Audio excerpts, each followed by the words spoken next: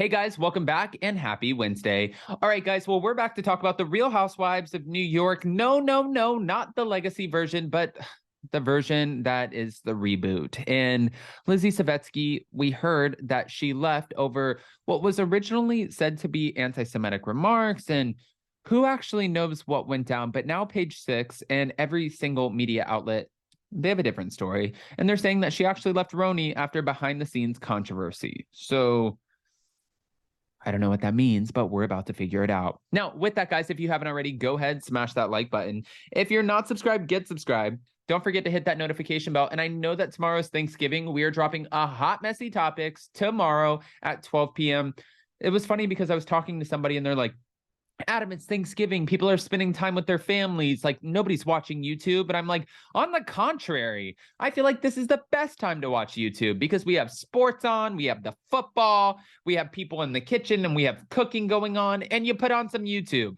Not everybody's watching the Dallas game, right? Okay. Smash that like button, get subscribed. Don't forget to hit that notification bell. And also, don't forget a new episode of Hot Messy Podcast with Farrah drops Friday. Love you guys. Let's do this. It's time for all your binge-worthy pop culture news. Welcome to Up and Adam. All right, guys, so we know this, and it's no surprise, no shocker, no crazy indicator that something is wildly not known here. A brand new member of Bravo's revamped Real Housewives of New York City left the show after her husband repeated the N-word on set while recounting a discussion between two of its stars. And this is what Page Six learned. Not a good look. First of all, if your husband is saying the N-word, you should be fired anyways. Your husband should be like, it's inappropriate. It's just unjustified. It's not, yes, you're fired. You shouldn't be on the show. And that's okay. Last Wednesday, we reported that Lizzy Savesky had left the show before she even wrapped her first season, saying that she'd suffered a wave of anti-Semitism. From the time it was announced that she was joining the cast, she said, "I was on the receiving end of a torrent of anti-Semitic attacks. As this continued, I realized that this path was no longer right for me and my family." But also, I do want to say this too. It's kind of like the situation that we had with Ramona. Did any of us hear it? No. Did Ebony say that it happened? Yes. Who do I believe really at the end of the day? Ebony. I don't think Ebony, she's a very smart woman. She's very like she has everything working in her favor. I don't think she made up something about Ramona. And now I'm pulling this over and I'm trying to understand this conversation. Do I feel like Lizzy felt like she was maybe under attack for different things? Yes. However, now all of a sudden your husband is accused of saying something.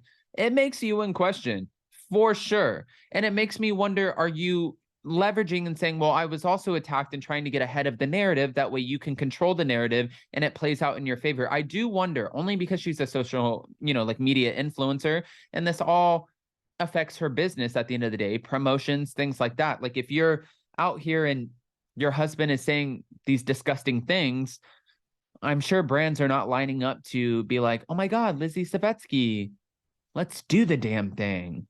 10,000 a post. I only say that because I know my Vanderpump Rules girls make more than that. I mean, I don't though, so just saying. And while we'd heard that there was more to the story, production insiders downplayed other drama beyond the online bullying. Now it turns out, in fact, that things went off the rails big time a few weeks ago while Savesky was filming a scene with co-star Bryn Whitfield, and got worse from there. We're told that Whitfield asked Orthodox Jew Savesky, who has a reputation as a matchmaker, if she'd set her up with a Jewish man. But Savesky said that while she has no problem with Jewish people dating Gentiles, I'm so confused. She prefers only to set up Jewish people with other Jewish people. This is what the source is saying. Mind you, there's three sides to every single story, and I don't know if I got to figure this out to see if it's completely adding up. She added that Orthodox Jewish people favor marriages between Jewish people to preserve the ethnic lineage. We're told that she explained the Judaism, that it's not just a belief system, but also a people. Sources say that Whitfield felt affronted and said something to the effect that Savesky's terminology sounds like that used by horrific people, meaning Nazi people who did evil things to your people, which they're saying that Lizzy Savesky was shocked by. According to multiple insiders, the tension caused by the scene led to an off-camera phone call between Savesky and Whitfield, during which they discussed the power of racial slurs. We're told that Whitfield, who is half Black, used the N-word during the call, but rather than using the term N-word, she said the word represents it in full. We're told that Savesky got the impression that Whitfield planned to tell other cast members that Savesky had also used the N-word during the call.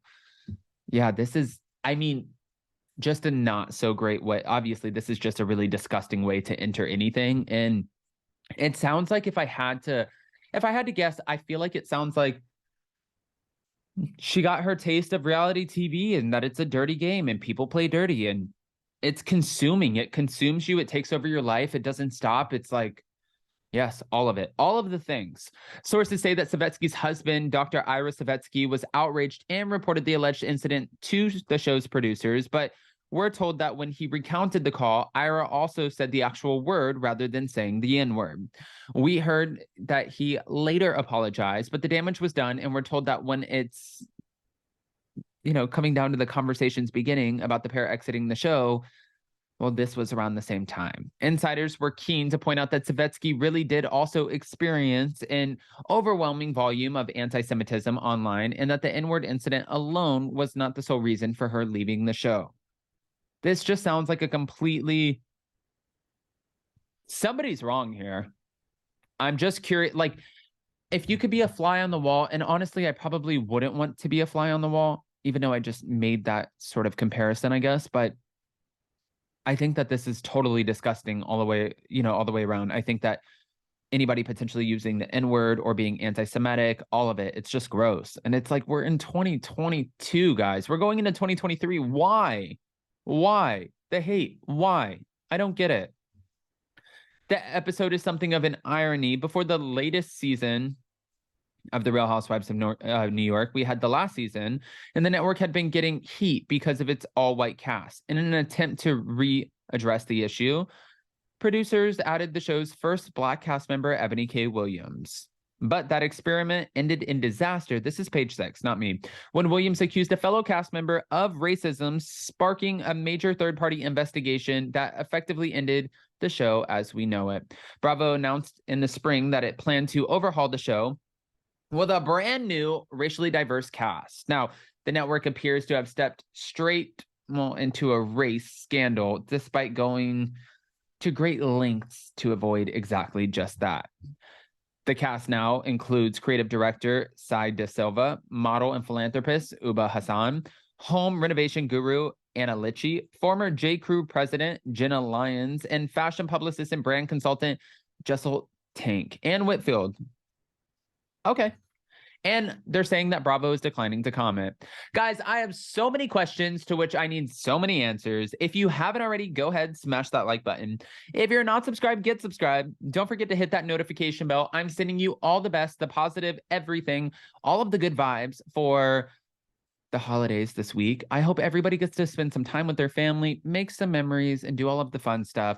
But also, don't forget, we have a new episode of Hot Messy Podcast dropping on Friday. I love you guys, and we'll see you next time. Bye, guys.